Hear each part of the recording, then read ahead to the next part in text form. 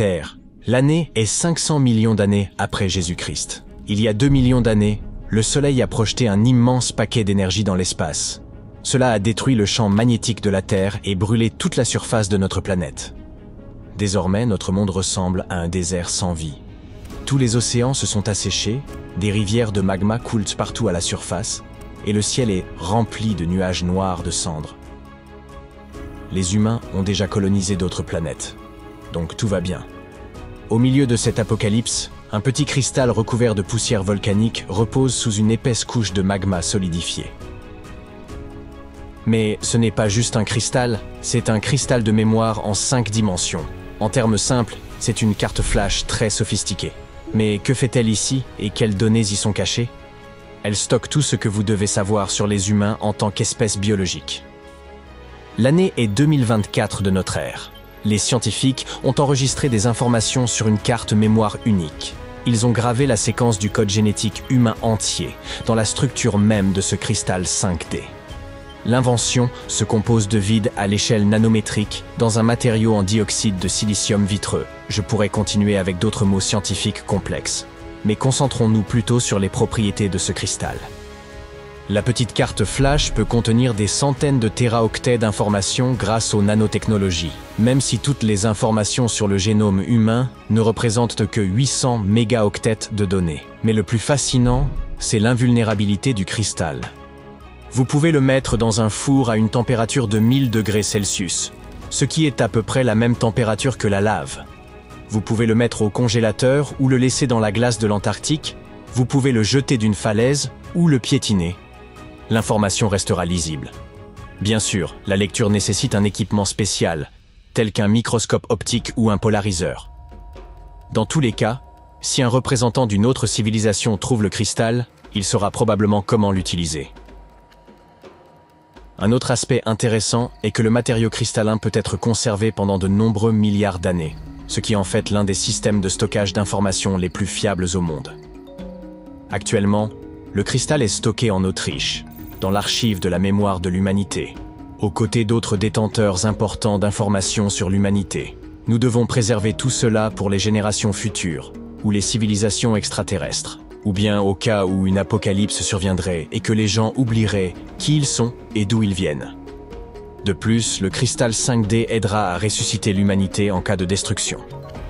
Si une intelligence avancée d'une autre galaxie trouve le cristal et lit les informations, elle pourra recréer l'humanité. Espérons qu'ils disposeront des technologies capables de créer la vie. Jetez un œil à ce nombre, c'est 10 septillions. Ce nombre est de nombreuses fois supérieur à l'âge de notre univers, et il faudrait 10 septillions d'années au plus puissant ordinateur pour résoudre un problème appelé échantillonnage de circuits aléatoires. Cette tâche n'a aucun but pratique et ne résout aucun problème difficile. Les scientifiques ont créé l'échantillonnage de circuits aléatoires pour mesurer la puissance de calcul des puces informatiques.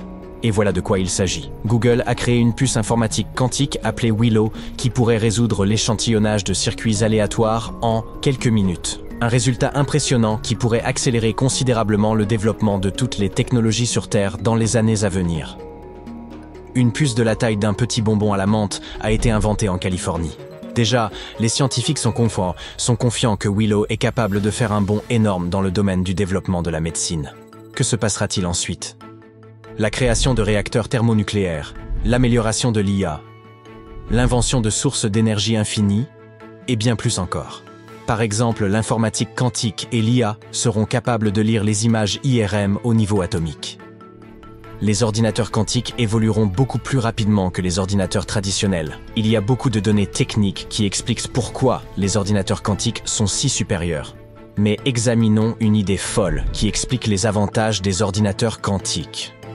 Elle dit que les puces quantiques existent simultanément dans de nombreux univers parallèles. Et cela correspond à l'idée que nous vivons dans un multivers.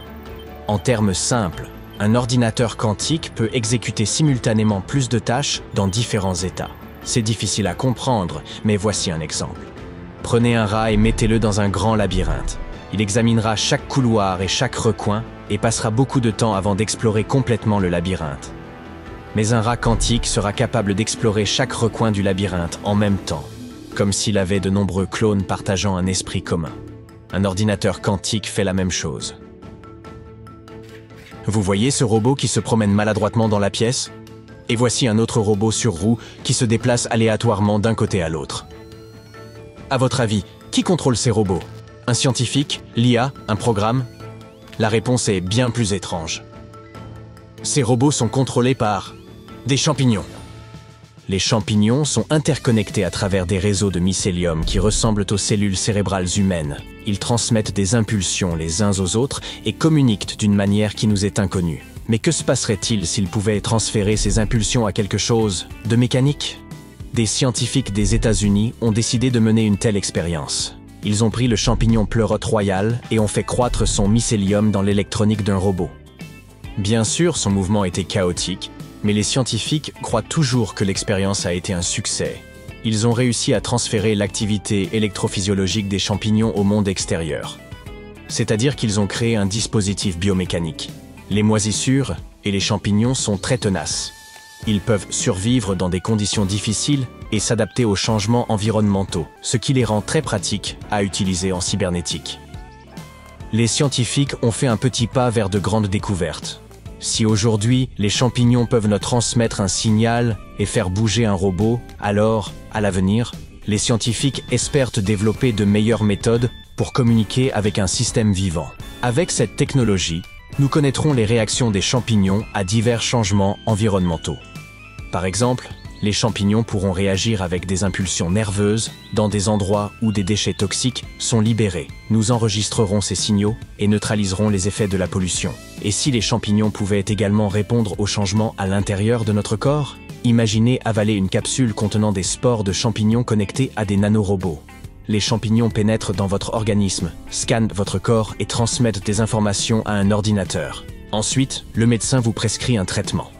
Mais la chose la plus intéressante est que, à l'avenir, la technologie pourrait aller encore plus loin. Et si nous pouvions traduire les signaux des champignons en mots et communiquer avec eux? Cela peut sembler trop psychédélique, mais pourquoi pas? Nous savons tous que le plastique n'est pas idéal pour notre planète. La bonne nouvelle est que des scientifiques ont créé un plastique vivant, capable de se décomposer en quelques mois. En 2016, un type spécial de bactéries a été découvert dans une usine de recyclage du plastique au Japon. Ces bactéries sont capables de dégrader un type particulier de plastique. Au fil des ans, les scientifiques ont découvert d'autres bactéries similaires et les ont améliorées, rendant les bactéries plus gourmandes en plastique grâce aux enzymes produites. Ce serait formidable si bientôt les gens utilisaient beaucoup plus souvent du plastique autodestructeur. Vous avez probablement vu comment les médecins examinent le cerveau dans les films ou dans les hôpitaux. Ils appliquent un gel collant et placent un casque avec une douzaine d'électrodes connectées à la tête d'un patient. Ces électrodes sont, à leur tour, connectées à un ordinateur qui affiche des informations sur l'activité du cerveau humain. Tout cela constitue un processus plutôt gênant et chronophage. Mais récemment, des scientifiques ont trouvé un moyen beaucoup plus simple, les tatouages électroniques temporaires. Une encre liquide appliquée sur la tête est aussi efficace et précise que les électrodes conventionnelles. Et contrairement à elles, l'encre est beaucoup plus facile à personnaliser. Les tatouages électroniques s'installent plus rapidement et sont plus confortables pour le client. La technologie représente une véritable avancée dans le domaine du diagnostic et de la surveillance cérébrale. L'encre spéciale est fabriquée à partir de polymères conducteurs. Les médecins la pulvérisent à partir d'une imprimante jet d'encre personnalisée directement sur la tête du patient. La prochaine étape pour les scientifiques est de rendre l'encre plus pratique, afin qu'elle puisse être appliquée à différents types de cheveux et de coiffures.